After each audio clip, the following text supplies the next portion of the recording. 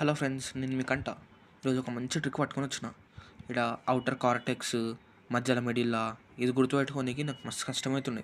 మస్తు కన్ఫ్యూజ్ అయిపోయి దీన్ని పెట్టేసి మస్తు బిట్లు కూడా పడుతుండే. అయితే ఒకసారి మా సార్ నన్ను పిలిచి ఏమైందిరా అంటే ఇట్లా ఇట్లా చెప్తే మంచి ట్రిక్ చెప్పిండు మా సార్. ఇప్పుడు మీకు చెప్తా ఇనూర్రి. ఆయన ఏం చెప్పిండంటే అడ్రినల్ కార్టెక్స్ ఉంటుంది, అడ్రినల్ మెడ్యులా ఉంటుంది. అయితే అడ్రినల్ కార్టెక్స్ సి తోటి స్టార్ట్ అవుతుంది. సి తోటి కవరింగ్ అని వస్తుంది. కవరింగ్ అంటే చుట్టూ ఉన్నదాన్ని కవరింగ్ అంటారు. అట్లనే అడ్రినల్ మెడ్యులా, దాంట్లో మెడ్యులా ఎంతో స్టార్ట్ అవుతుంది.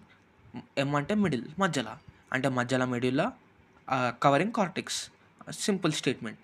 మనకి ఎన్సీఆర్టీలో ఉన్నది, centrally located tissue is called medulla. Centrally located అంటే మధ్యలో లొకేట్ అయింది మెడ్యులా.